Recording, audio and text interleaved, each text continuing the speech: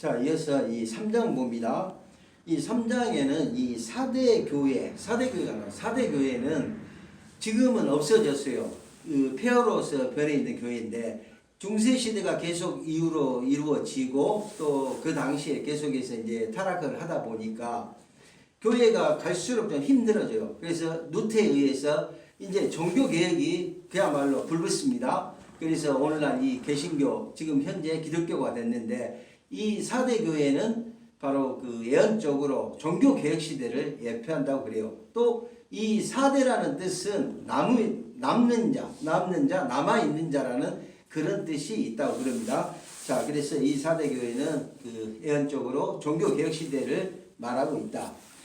1절 봅니다. 4대 교회의 사자에게 편지하라. 하나님의 7영과 7별을 가지신 이가 이르시되, 7별은 7교회 사자들을 지금 얘기를 합니다. 그러면 하나님의 그 7영, 성령의 완전한 성품, 성령의 7가지 성품을 말한다고 그랬죠. 그래서 이 7영은 천사가 아니에요. 천사가 아니고 성령의 완전한 성품.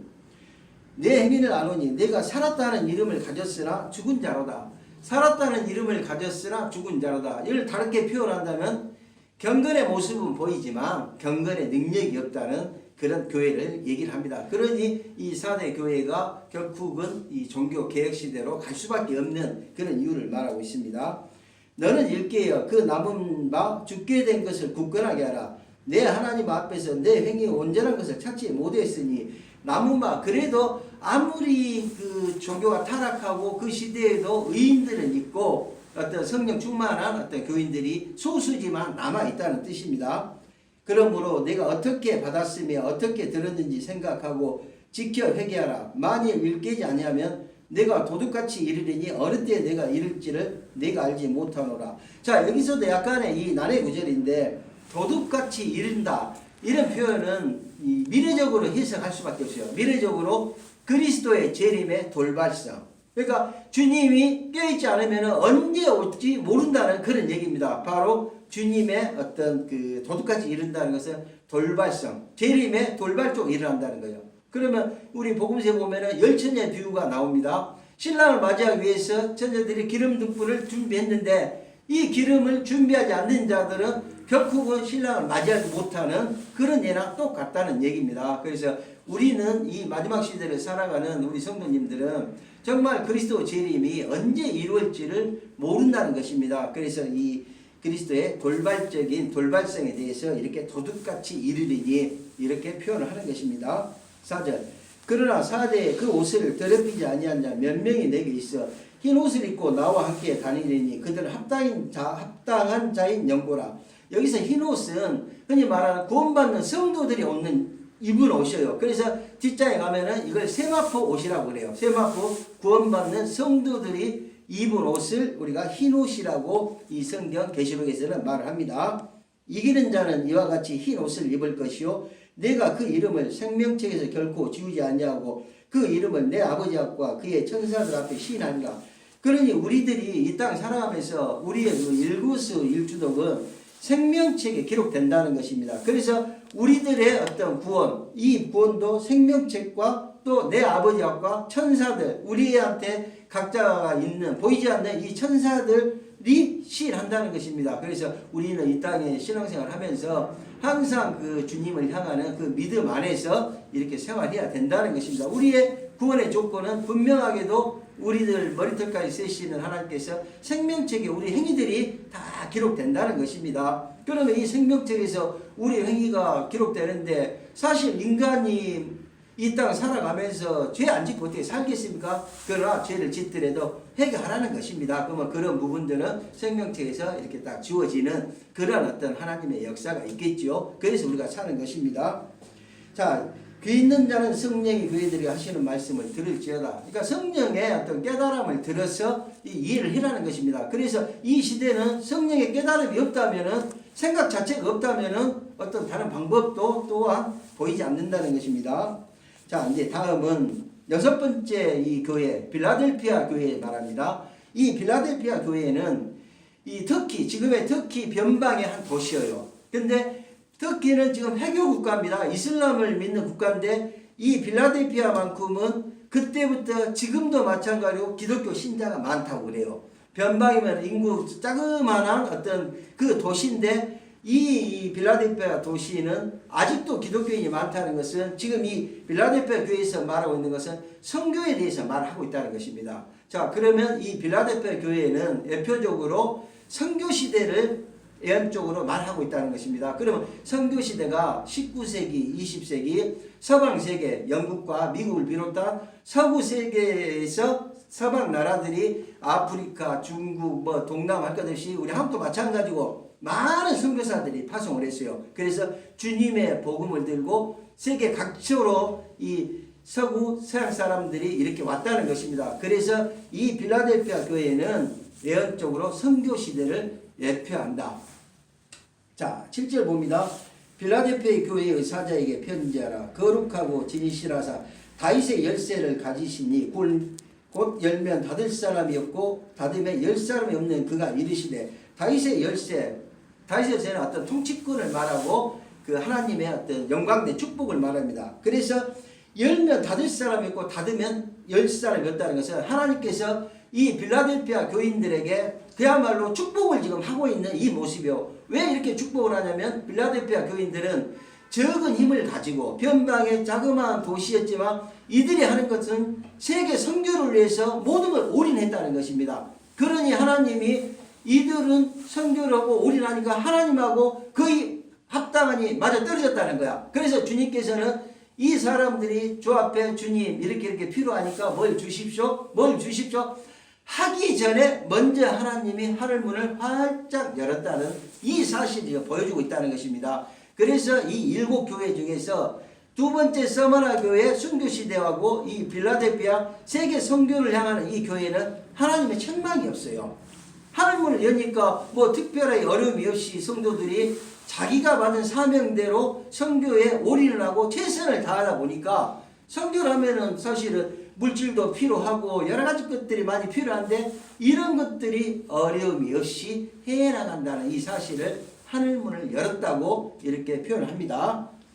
8절 볼지어다 내가 내 앞에 열린 문을 두었으니 네게 닫을 사람이 없으리라. 내가 내 행위를 아노니 내가 작은 능력을 가지고서 내 말을 지키면 내 이름을 대반하지 아니하였도다. 자, 주님의 이런 칭찬이야. 내가 작은 능력, 작은 교회, 정말 어려움이 많지만은 그래도 그 의지 하나가 예수를 향한, 주님을 향하는 이 믿음을 갖고 선교를 하고 이렇게 힘에 붙이도록 열심을 했다는 것입니다. 바로 주님의 이 엄청난 축복의 결과가 이렇게 나오는 것입니다. 보라, 사탄의 회당 곧 자칭 유대인이라 하나 그렇지 아니하고 거짓말하는 자들 중에서 며칠 내게 주어 그들로 와서 내 발 앞에 절하게 하고 내가 너를 사랑하는 줄을 알게 하리라. 자, 이 얘기도 약간의 이 난의 구절인데 이제 이 마지막 시대로 가면은 예수를 믿는 사람들에 대한 어떤 비판이 굉장히 심해져요. 그러나 또 그 반대로 예수에 대한 어떤 믿음 있고 사명 있는 자, 하나님의 또 어떤 종들, 이런 사람 중에 소수는 굉장한 능력도 발휘하기도 합니다. 그래서 이런 하나님의 그 붙잡힌 사람들, 하나님이 함께하는 성령의 7영을 받고 함께하는 사람들은 주의 사역, 주의 사명을 감당하는데 어려움이 없다는 것입니다. 이 소수의 사람들은 바로 하나님께서 함께하기 때문에 어떤 그 주변에 방해 세력 이러한 것들을 하나님이 다 막아준다는 이런 사실입니다. 그래서 이 빌라델피아 교인들에게 하는 말처럼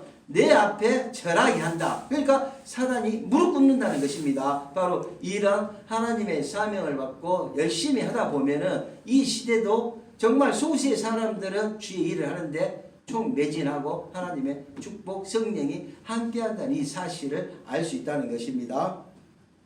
10절 내가 나의 인내의 말씀을 지켰은즉 내가 또한 너를 지켜 시험의 때를 면하게 하리니 이는 장차 온 세상에 임하여 땅에 거하는 자들을 시험할 때라. 자, 이 얘기가 역시 미래적으로 해석해야 돼. 앞으로 이 세상은 대환란 시대로 계속해서 진입한데 이 환란이 왔을 때는 정말 피하기가 힘들고 괴로움이 많고 어려움이 많다는 것입니다. 그러나 하나님의 이 인침을 받고 하나님의 속한 예수 안에 있는 사람들은 이 시험의 때를 멸하게 한다는 것은 이겨낼 수 있는 힘을 준다는 것입니다. 그래서 우리는 이 가면 갈수록 이 세상을 향해서 항상 세상에 알게 모르게 정말 엄청난 지금 변화가 많이 와요. 당장에 내일 앞일도 모르는 이 시대에 그래도 예수 안에 있는 사람들은 굳건한 신앙, 이 믿음으로 지키면서 가야 될 것입니다. 11절 내가 속히 오리니 내가 가진 것을 굳게 잡아 아무도 내 멸류관을 빼앗지 못하게 하라. 그러면 이 얘기는 항상 깨어서 그 안에 지금까지 살아온 신앙생활 이걸 유지해라는 것입니다. 우리는 신앙생활 하면서 사실은 세상에 대한 유혹도 많이 느끼고 가지고 있어요. 그러나 주님이 말씀하는 것은 분명하게 이제는 깨어서 이 마지막 시대를 살아가는데 신앙으로서 지키라는 것입니다. 항상 깨어서 주님을 향하는 그 믿음을 가지라는 것입니다. 이기는 자는 내 하나님 성전에서 기둥이 되게 하리니 그가 결코 다시 나가지 아니하리라. 내가 하나님의 이름과 하나님의 성 곧 하늘에서 내 하나님으로부터 내려오는 새 예루살렘 이름과 나의 새 이름을 그 위에 기록하리라.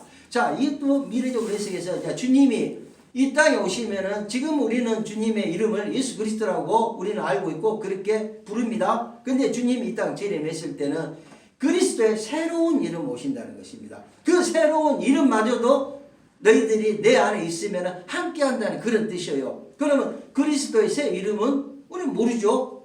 자, 우리는 모르는데 주님께서 재림했을 때 그때까지 살아있는 사람들은 이제 비로소 주님의 이름을 알 수 있다는 것입니다. 그러나 우리는 지금 알 수 없어요. 분명한 것은 주님이 이 땅에 오실 때는 새로운 이름으로 온다는 것입니다. 그 새로운 이름 속에서도 지금의 우리 성도들은 하나님께서 인정하고 하나님의 품 안에서 함께 한다는 그런 얘기를 지금 하고 있는 것입니다.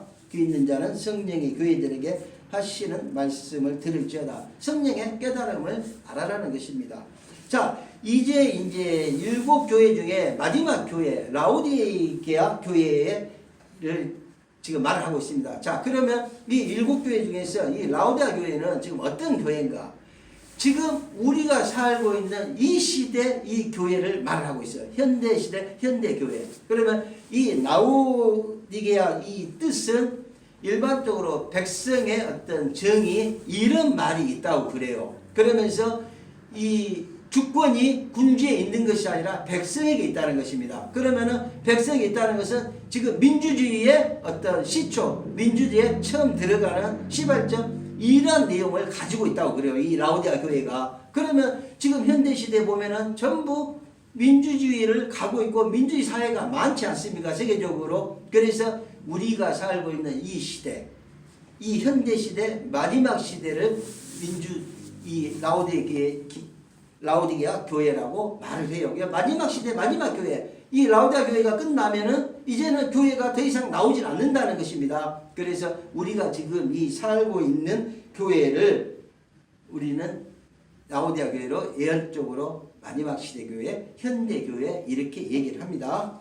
14절 봅시다.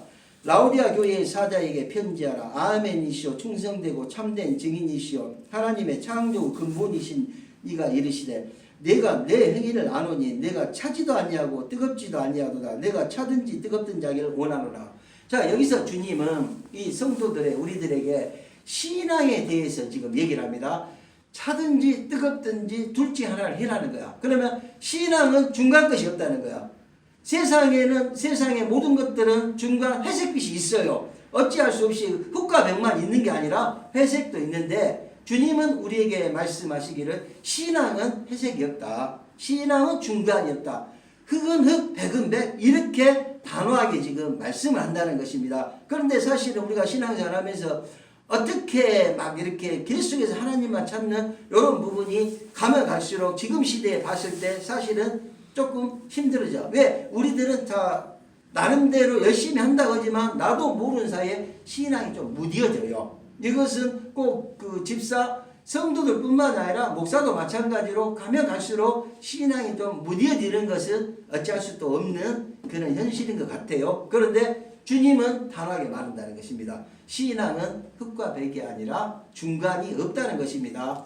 뜨겁든지 차든지 둘 중에 하나를 하라고 선언합니다. 그러면 우리 이 15절의 얘기를 듣고 이 말씀을 들었을 때 우리들은 좀 생각해 볼 필요도 있는 그런 어떤 주님의 말씀이에요. 좀 무뎌지는 신앙을 좀 칼도 갈고 이렇게 날카로워져라는 그런 의미입니다.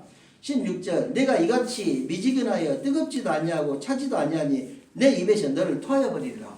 주님은 재차 이제 강조합니다. 미지근하여 뜨겁지도 않고 차지도 아니 내가 입에서 너를 토하여 버리리라.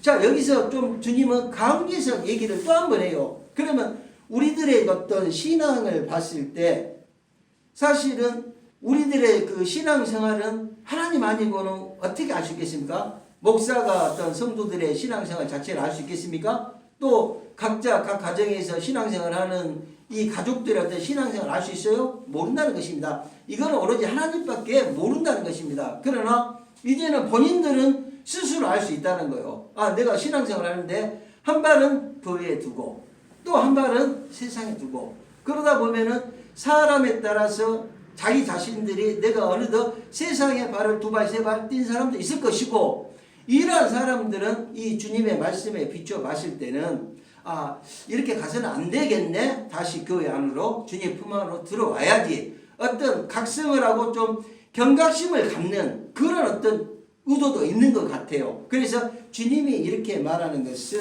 내 입에서 너를 토하여 버리리라. 그러니까 그것은 인정 못하겠다는 이 말씀이랑 똑같다는 것입니다. 그랬을 때 우리 성도님들 뭐 사실 그렇잖아요. 본인들이 봤을 때 아, 내 신앙이 갈수록 내가 좀 무뎌져, 내가 좀 문제가 있어 이렇게 생각하신 분은 그냥 좀 앞으로 다시 교회 앞으로 주님 앞으로 들어오라는 뜻입니다. 그래서 얘는 뭐 너나 가릴 것 없이 전부가 한 번쯤은 생각해야 볼 지금의 어떤 신앙관을 지금 얘기를 하고 있는 것입니다. 내가 말하기를 나는 부자라 부요하여 부족한 것이 없다나 내 공고한 것과 가련한 것과 가난한 것과 눈먼 것과 벌거벗은 것을 알지 못하는 거다. 자, 이 라오디아 교회는 그 시대 이 소아시아의 7 그 교회 중에서 가장 부유한 도시였어요. 그 7 도시 중에서 가장 잘 사는 도시였어요. 그런데 주님은 여기서 말씀하시기를 나는 부자라. 실질적인 육적으로는 이 라오디아 교인들이 굉장히 잘 먹고 잘 살고 왜? 소아시아에서 가장 부유한 도시이기 때문에. 그런데 주님은 내 공고한 것과 가련한 것과 가난한 것과 눈먼 것과 벌거벗은 것을 알지 못한다. 이 얘기는 뭡니까? 영적으로 너는 나를 모른다는 것입니다. 육적으로는 내가 살아가는데 아무 지장이 없고 정말 열심히 신앙생활을 하는 것 같지만은 그러나 영적인 눈으로 너가 한번 깨우쳐서 봐봐라. 주를 향하는 하나님 향하는 이 믿음을 한번 점검해봐라. 이 라오디아 교인들은 바로 주님께서는 신앙에 대한 어떤 문제성을 이렇게 지적한다는 것입니다. 그래서 가난한 것과 눈먼 것과 벌거벗은 것 영적인 부분, 이 영적으로 깨달아야 된다는 거야. 이 부분을 주님은 지금 질타하고 있는 것입니다. 18절 내가 너를 권하노니 내게서 불로 연단한 금을 사서 부유하게 하고 흰옷을 사서 입어 벌거벗은 수치를 보이지 않게 하고 안약을 사서 눈에 달라보게 하라. 영적으로 깨우쳐야 된다는 거야. 이 얘기는 육적으로는 너는 아무 부족함이 없어. 지금 살아나 부족함이 없고 하나님 향해서 믿음도 좋고 하나님 향해서 어떤 11조랄지 여러 가지 헌금도 다 해. 그러나 주님께서 계속 말하는 것은 영적인 눈으로 너가 바라보라는 거야. 너는 영의 눈이 아직 열려있지 않다는 것입니다. 영적인 눈으로 봤을 때는 너는 문제도 있다고 주님이 지금 이렇게 말을 해. 지금 이 얘기는 이 시대에 사는 우리 신앙인들한테 다 해당되는 소리요. 어떤 한 사람의 뭐 집사, 권사만 말한 게 아니라 목사부터 시작해서 이 시대 예수를 믿는 우리 신앙인들한테 주님께서 주시는 이 교훈의 말씀이라는 것입니다. 각 사람이 여러분 자신들 신앙관을 점검해 보면 알 수 있다는 것입니다. 마찬가지로 여러분들이 신앙관을 스스로 점검했을 때 내가 영적인 눈이 얼마나 띄어 있는가 아니면은 나는 정말로 영적인 눈이 아직도 잘 모르겠네 이런 사람도 있을 것입니다. 주님은 이러한 영적인 눈을 가지고 세상을 바라보고 주를 바라보고 하나님을 바라보라고 이 얘기를 하는 것입니다. 19절 물은 내가 사랑하는 자를 책망하여 징계하노니 그러므로 내가 열심을 내라 회개하라. 열심을 내라 회개하라는 것은 사실은 이 얘기 중에는 이런 부분도 있어. 열심히 신앙생활 잘하다가 시험 들어서 잠시 잠깐 밖에 나가 있는 사람들이 있습니다. 그러다 보니까 이 사람들이 신앙생활 교회 안에서 줄을 안 찾고 밖으로 뱅뱅 도는 사람들이 있어요. 그러면 이 사람들은 주님께서 열심을 내라 회개하는 거 열심히 먼저 나왔어요. 그 얘기는 먼저 주의 일을 해라는 것입니다. 먼저 주의 일을 하고 먼저 교회에 나와서 다시금 신앙생활을 해라. 그러면서 네가 영적인 눈을 깨우친다면은 내가 좀 잘못되고 이런 부분들은 그때 회개하라는 이런 부분이요. 그래서 이 우리 예수 믿는 자들은 보통에서 제가 이 보면은 약간 안타까운 게 뭐냐면 신앙생활 한 사람들이 있어요. 10년 동안 하고 15년 동안 하고 20년 심지어 이런 사람들이 하다가 중간에 그만둔 사람들이 상당수가 있더라는 것입니다. 그래서 그 사람들하고 얘기를 해보면 대부분 그 사람들 다 하나님을 믿어요. 하나님을 믿고 신앙생활 해야 되는데 어찌된 이유로 어쨌든 안 나간다는 거야. 그 얘기는 물론 시험이 들었겠죠. 그 시험은 여러 상태가 있겠지만 그러나 주님은 그 시험은 시험이고 나와서 열심히 다시 주 안에서 신앙생활을 하라는 것입니다. 열심을 내고. 그래서 우리는 때에 따라서 어떤 신앙생활 하다 보면 좀 시험도 들고 그럴 때도 있어요. 그렇지만은 이 구원은 나하고 하나님하고 관계지 목사님을 통해서 또 다른 사람을 통해서 집에 있는 이 가족을 통해서 그건 아니다는 것입니다. 나하고 하나님과 1대1의 내 영혼의 어떤 구원의 문제이기 때문에 여러분들이 다시 신앙 안으로 들어오시기 바랍니다. 20절 볼지어다 내가 문 밖에 서서 두드리노니 누구든지 내 음성을 듣고 문을 열면 내가 그에게로 들어가 그와 더불어 먹고 그는 나와 더불어 먹으리라. 여기서 주님께서 참 어찌 보면은 이 뜻을 여러분들이 한번 생각하면 문 밖에 서서 두드린다는 것입니다. 주님이 내가 살고 있는 내 집 문 앞에 왔다고. 그러나 우리 그 써있는 그 단어 그대로 보면은 문 밖에서 노크를 한다고 이렇게 생각을 해요. 근데 이 얘기는 주님이 문 밖에 서서 노크한 게 아니라 우리들의 양심의 문, 마음의 문을 노크한다는 것입니다. 누구누구야? 누구누구야? 너? 그런데 여기서 사실은 이 성도님들이나 모든 그 예수 안에 있는 사람들은 상태가 있어요. 성령 충만도에 따라서 성령께서 내 마음의 문을 노크를 하는 것을 깨우친 사람도 있고 누가 내 이름을 부른 것 같은데 잘 모르겠네 이런 사람도 있고 아니 누가 전혀 모르는 사람도 있고 여기서 문 밖에 서서 주님이 문을 두드린다는 것은 내 마음의 문, 내 양심의 문을 두드린다는 것입니다. 자 여기서 반응은 어떻게 될까요? 내가 주 안에 정말 있고 성령 충만하여 하나님 함께한 사람? 그러면 당장에 그 음성을 들을 것입니다. 주님이 내 마음의 문을 녹한다는 걸 듣는다는 것입니다. 그런데 어찌 보면 신앙생활 하다 보니까 갈수록 세상으로 좀 나가고 나도 모르게 무뎌지고 교회에 그냥 별로 관심이 없어지고 이 사람들은 주님께서 내 마음의 문을 두드려도 주님의 음성을 듣지를 못한다는 것입니다. 누가 내 마음 좀 흔들렸나? 두드렸나? 여기까지도 할 수 있는 또 사람도 있어요. 그러나 어떤 사람들은 마음의 문을 주님이 두드려도 그를 인지를 못한다는 것입니다. 바로 여기서 문 밖에 서서 주님이 문을 두드린다는 것은 내 마음의 문을 두드려서 내가 주님을 영접하면 주님께서 들어가고 내가 저 아무리 네 마음의 문을 두드려도 모르는 사람한테는 주님이 어찌할 수 없구나. 바로 이런 표현입니다.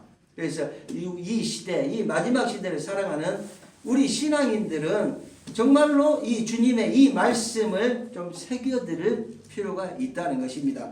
자, 21절 이기는 그에게는 내가 내 보좌에 함께 하여 주기를 내가 이기고 아버지 보좌에 함께 앉는 것과 같이 하리라. 그러니까 신앙생활 끝까지 하고 예수 안에 있는 사람은 함께 주님이 함께 한다는 그런 뜻입니다. 귀 있는 자는 성령이 교회들에게 하시는 말씀을 들을지어다.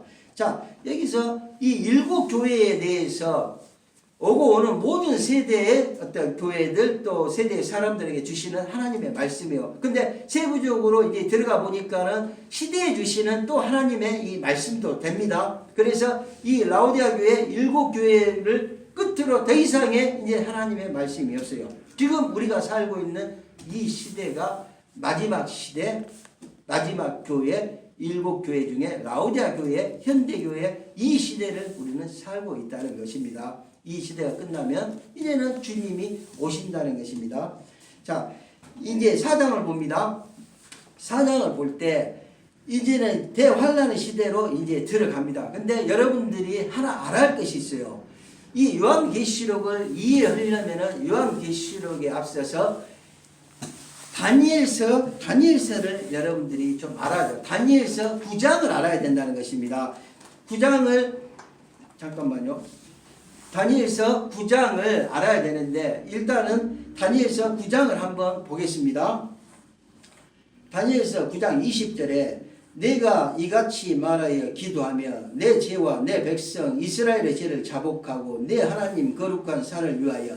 자, 다니엘서 여러분들 1249면에 있습니다.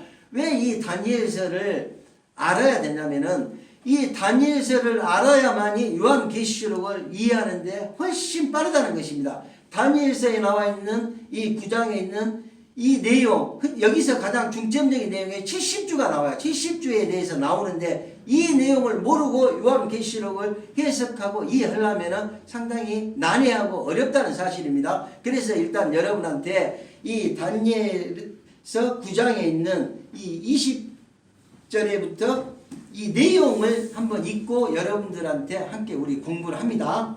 자, 20절 다 찾았죠? 1249면에 있습니다. 내가 이같이 말하여 기도하며 내 죄와 내 백성 이스라엘의 죄를 자복하고 내 하나님 거룩한 산을 위하여 내 하나님 여호와 앞에 간구할 때 곧 내가 기도할 때 이전에 환상 중에 본 그 사람 가브리엘이 빨리 날아서 저녁 제사를 드릴 때쯤에 내게 이르더니 내게 가르치며 내게 말하여 이르되 다니엘아 내가 이제 내게 지혜와 총명을 주려고 왔느니라. 곧 내가 기도를 시작할 쯤에 명령이 내렸으므로 이제 내가 알리러 왔느니라. 너는 크게 은총을 입은 자라. 그런즉 너는 이 일을 생각하고 그 환상을 깨달을지다. 내 백성과 내 거룩한 성을 위하여 이른 이래를 기한으로 정하였나니 허물이 그치며 죄가 끝나며 죄악이 용서되며 영원한 너가 드러나며 환상과 예언이 임하며 또 지극히 그러므로 너는 깨달아 알지니라. 예루살렘을 중건하라는 영이 날 때부터 기름 부음을 받은 자 곧 왕이 일어나기까지 7이레와 62이레가 지날 것이요 그 곤란한 동안에 성이 중건되어 광장과 거리가 세워질 것이며 62이레 후에 기름 부음을 받은 자가 끊어져 없어질 것이며 장차 한 왕의 백성에 와서 그 성읍과 성소를 무너뜨리려니와 그의 마지막은 홍수에 휩쓸림 같은 것이며 또 끝까지 전쟁이 있으리니 황폐할 것이 작정되었느니라. 그가 장차 많은 사람들과 더불어 한 이래 동안의 언약을 굳게 맺고 그가 그 이래의 절반의 제사와 예물을 금지할 것이며 포악하여 가정한 것이 날개를 의자에 설 것이며 또 이미 정한 종말까지 진노가 황폐하게 하는 자에게 쏟아지리라 하였느니라 하니라. 자, 여기에서 이 다니엘이 말하는 24절과 25절에 보면 71회가 나와요. 71회. 72일회가 나오고 7일회가 나오고 62일회가 나옵니다. 여기 이 부분을 여러분들이 좀 알아야 할 필요가 있어요. 그러면 이 70주, 71회는 무엇인가? 여러분들이 첫째 가장 중요한 것은 하나님이 이 땅을 창조했을 때 이 땅을 종말까지 70주, 71회로 세팅해 놨다는 것입니다. 그러면 70주로 세팅을 했다면은 70주가 끝나면 이 땅이 끝난다는 것입니다. 그래서 이 좀 다니엘서 이 지금 9장에 나오는 70주에 대해서 여러분들에게 좀 더 구체성을 가지고 제가 이제 좀 설명을 할게요. 자, 칠판 이쪽으로 좀 가져오세요.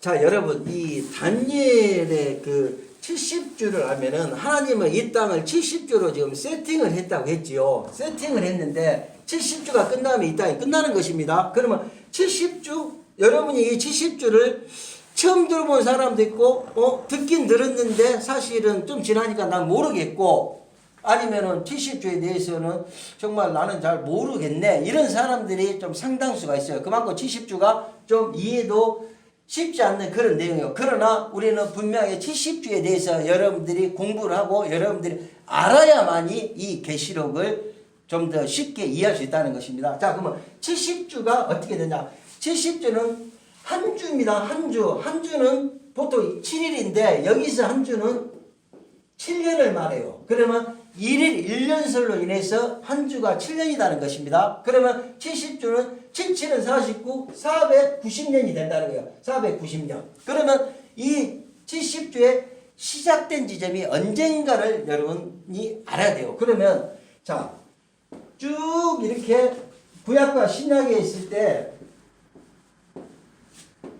자, 예수 탄생 전 BC, 그 다음에 예수 탄생 후 AD 이렇게 나눠집니다. 그러면 70주를 여러분들이 이해를 했을 때 가장 먼저 이때가 언제냐면 BC 586년이에요. BC 586년은 어떤 날이냐면 바로 유다가 멸망한 날이에요. 유다가 멸망한 해. 그러면은 이 586년에 유다가 멸망하고 이스라엘 백성들이 바벨론으로 포로로 끌려갑니다. 약 10만 명이 끌려가는데 이스라엘 사람들 중에서 정말 능력 있고 힘 있고 뭘 할 수 있는 사람들이 전부 다 끌려가요. 이게 바로 9만 8천 명, 그 10만 명 정도가 이제 바벨론 포로를 끌려갑니다. 다니엘도 마찬가지로 그때 황관으로서 이미 바벨론에 이 포로가 돼서 와요. 그런데 여기서 바벨론이 멸망을 합니다. 고레스 왕에 의해서 바벨론이 멸망을 해요. 그러면 고레스 왕이 이 바벨론에 멸망시키고 나서 고레스는 하나님의 축복을 받은 사람이에요. 그래서 이스라엘 백성들에게 굉장히 호의적인 사람입니다. 그러다 보니까 고레스가 법령을 발표해요. 칙령을 발표해요. 어떤 칙령이냐면 에루살렘을 회복하라는, 에루살렘 성벽이 파괴되고 에루살렘 성이 파괴됐는데 이것을 회복해라. 이걸 고레스 왕이 국가의 법으로서 딱 발표를 합니다. 근데 이게 언제냐면 BC 536년도에 1차로 고레스 왕이 에루살렘 회복에 대해서 딱 발표를 해요. 그러면서 쭉 계속 나오고 이제 이스라엘 사람들은 아직도 포로 생활을 하는 것입니다.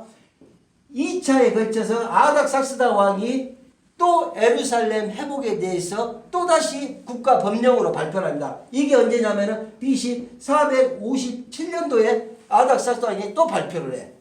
그러고 나서 3차에 걸쳐서 이게 BC 444년 역시 아닥삭스다 왕에 의해서 에루살렘 회복에 대해서 말을 합니다. 그러면은 이 시점에서 70주가 시작되는데 언제가 시작될 것인가? 그러면은 1차 법령으로 발표된 536년도에 70주가 시작된다고 하는 그 신학자들, 세계적인 신학자들, 유명한 신학자들도 많이 있고, 아니다, 457년 2차 법령으로 발표됐을 때 70주가 시작된다고 생각하는 이 유명한 세계적인 신학자들도 또 많이 있어요. 그러면서 또 다른 분들은 아니다, 이거는 3차 법령으로 발표된 BC 444년도에 70주가 시작된다고 하는 요런 또 유명한 신학자들이 많이 있어요. 자, 신학자들끼리 논란인데, 이제 저는 이제 신학자 아니기 때문에 여러분도 마찬가지로 편하게 생각해 보냐면, 제가 이제 이런 그 내용들을 가지고 제 나름대로 공부를 해보고 보니까 좀 그래도 가능성이 있는 게 있다. 그게 언제냐면 BC 457년 2차 에루살렘 회복에 그 아닥삭스다 왕이 법령, 칙령을 발표했을 때 여기서부터 70주가 시작되는 것이 좀 타당성이 있는 것 같아요. 그래서 여러분들한테는 2차 에루살렘 회복에 대한 아닥삭스다 왕의 때 법령으로부터 여기가 70주의 시작 시점으로 봅니다. 자, 그러면 이제 70주가 시작됐다. 이 25절에 보면은 7일에와 62일에가 나와요. 그러면 7일에는 어떠냐면 49년이죠. 77은 49. 그러면 62일에면은 6이 12, 또 76, 42, 434년이에요. 그러면 7일에 62일에를 플러스를 시키면 언제가 나오냐면 AD 26년에 69일에가 끝나는 거예요. 69일에가 AD 26년에 끝납니다. 그러면은 이 69일에 동안에 어떤 일이 일어났냐면 에루살렘 성벽이 재건되고 에루살렘이 어느 정도 회복되고 그리스도가 탄생이 되고 26년. 그런데 사실은 이제 서양 원력이, 로마 원력이 4년이 늦다고 그래요. 그러면은 실질적인 69일에는 언제냐면 AD 30년에 69일에가 딱 끝나는 것입니다. 그러면 AD 30년은 언제죠? 그리스도께서 공생애를 시작한 날이 AD 30년이에요. 그러면은 간혹 어떤 책들을 보면은 BC 4년에 그리스도 탄생이라고 한 분이 있어요. 이 얘기는 뭐냐면 왜 BC 4년에 그리스도가 탄생했냐?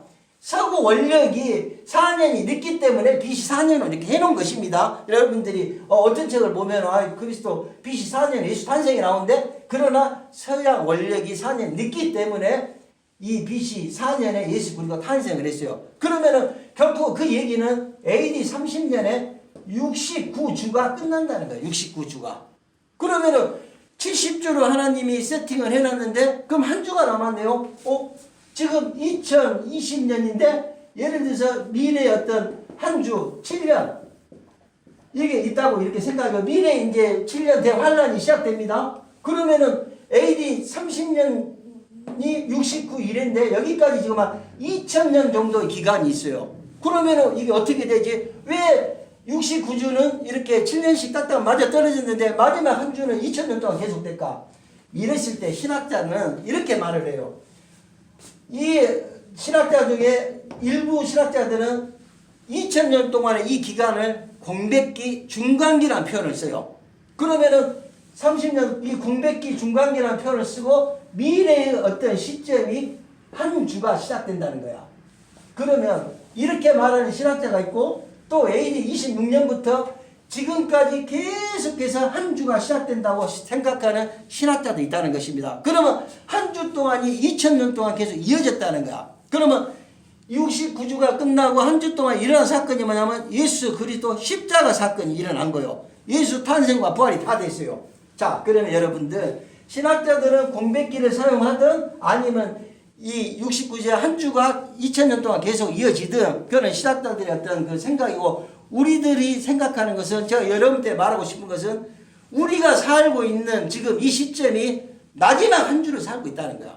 2000년가 계속 이어지든 공백기든 그 상관없이 마지막 이 한 주가 미래의 어떤 시점인데 이 시점에 우리가 지금 살고 있는 것이 69주가 끝났으니까 한 주를 살고 있다는 거야. 그러면 이 얘기는 상황적으로 한 주만 우리는 살고 있으니까 이 한 주가 끝나면 어떤 일이 일어납니까? 그리스도가 이 땅에 온다는 것입니다. 예수가 재림한다기 때문에 우리가 이 살고 있는 이 기간이 얼마나 급박하냐는 것입니다. 무슨 얘기할까? 바로 그래서 이 한 주를 살고 있기 때문에 한 주는 언제 끝날지를 모른다는 것입니다. 이 땅이 천년만년 계속 이루어진 게 아니라 하나님은 70주라는 이걸로 인해서 세팅을 해놨다는 것입니다. 그래서 지금 우리가 살고 있는 것은 2000년 동안 이 한 주를 살고 있는 것입니다. 이 한 주가 지금 2020년인데 미래의 어느 시점, 이거 알 수가 없어요. 그때 한 주가 딱 오면은 이게 흔히 말하는 7년 대환란을 지금 말을 해요. 7년 대환란을 말하면은 이 7년 대환란이 끝나면 그리스도가 재림하신다는 거야. 그럼 우리는 지금 살아가는 데 있어서 천년만년 계속해서 이 땅이 살 것 같고 이루어질 것 같지만은 이미 하나님은 70주로 딱 세팅해놨기 때문에 우리는 지금 살아가고 있는 게 마지막 한 주를 산다는 것입니다. 그러면 어떻겠어요? 우리가 어떻게 예수 그리스도 재림이 그래서 언제 돌발성도 나오고 언제 오실지 모르고 경건히 깨어있으라는 이 얘기를 하는 것입니다. 간혹가다 여러분들 그 TV를 보면은 핵무기가 막 이렇게 전 세계적으로 많으니까 지구 종말 5분 전, 또 그래서 이제 미국과 러시아 막 이런 그 군축이 되면은 핵무기가 뭐 지구 종말 10분 전, 15분 전 이렇게 가잖아요. 그리고 또 긴장이 계속되면은 지구 종말 3분 전 막 이런 식으로 세계 그 학자들이 그렇게 표현을 해요. 가끔 TV에 보면은 이처럼 우리가 이 살고 있는 이 시대가 여러분들이 지금 알고 있는 이 부분 계속해서 이루어지는 게 아니라 제가 여러분들한테 얘기하고 싶은 이유가 바로 상황적으로 이제는 우리가 이 살고 있는 게 한 주다. 이 한 주가 끝나면 주님이 재림하신다는 것입니다. 이해하십니까? 그래서 이 다니엘의 70주 다니엘이 하나님으로부터 이 예언을 받고 했지만 다니엘은 그 당시 이해를 못했어요.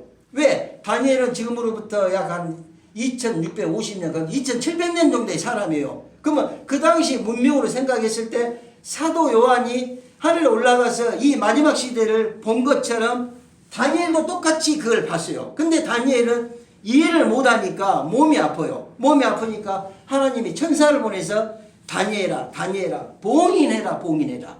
그래서 다니엘에서 다니엘이 말하는 이 70주 이 내용들은 봉인이 되는 거야. 봉인이 되니까 해석이 안 돼. 근데 사도 요한이 보고 온 요한계시록은 사도 요한이 이제 시대에는 하나님이 봉인하지 말고 알리고 알려라 이렇게 바뀌는 것입니다. 그래서 다니엘에서는 봉인이 됐기 때문에 하나님이 천사를 통해서 다니엘한테 좀 쉬어라 이렇게 해서 다니엘은 거기서 마무리가 되고, 그러면 다니엘에서 마지막 부분에 다니엘이 뭐라고 말을 했냐면 마지막 시대에는 사람들이 지식이 풍부하고 빠르게 왕래하리라. 이 말 딱 한마디고 다니엘서가 마무리가 됩니다. 자, 여러분 지금의 사람들의 지식이 얼마나 풍족합니까?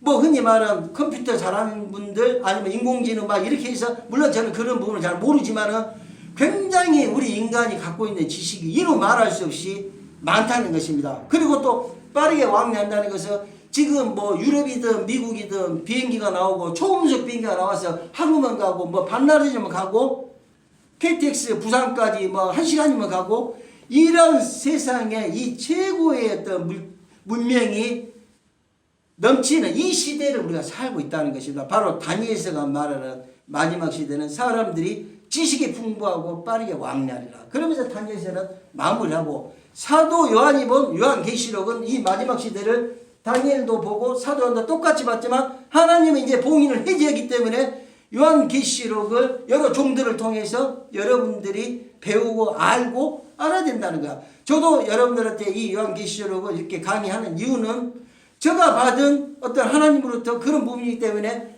가르치는 거야. 이제는 여러분들이 알아야 된다는 거야. 그러면은 제가 예를 들어서 저도 예수 그리스도가 아니기 때문에 어떻게 100% 맞다고 하겠습니까? 저는 단지 여러분들한테 좀 계시록에 대한 아웃라인을 잡아주고 싶은 이 마음이에요. 그럼 여러분들이 공부하다가 나중에 이런 생각이 좀 다른 목사님은 다를 수도 있고, 그럼 그런 부분들 거기서 취하고 그렇게 하면 된다는 것입니다. 중요한 것은 이 마지막 시대 이제 하나님이 요한계시록은 봉인을 해제하고 다니엘서처럼 봉인하지 않았기 때문에 여러분들이 알아야 된다는 거예요. 어렵다고만 생각하고 난해하다고 생각해서 계속해서 요한계시록을 묵혀두고 그러지 말고, 이제는 평신도도 요한계시록에 대해서 요한계시록의 내용이 이런 거구나, 큰 어떤 마음에 부담 갖지 않고 편안하니 여러분들이 요한계시록을 공부하면 된다는 것입니다. 그래서 이 요한계시록을 여러분들이 이해하기 편하기 위해서 이 다니엘이 말하는 이 70주를 여러분들이 깨우치기를 바랍니다.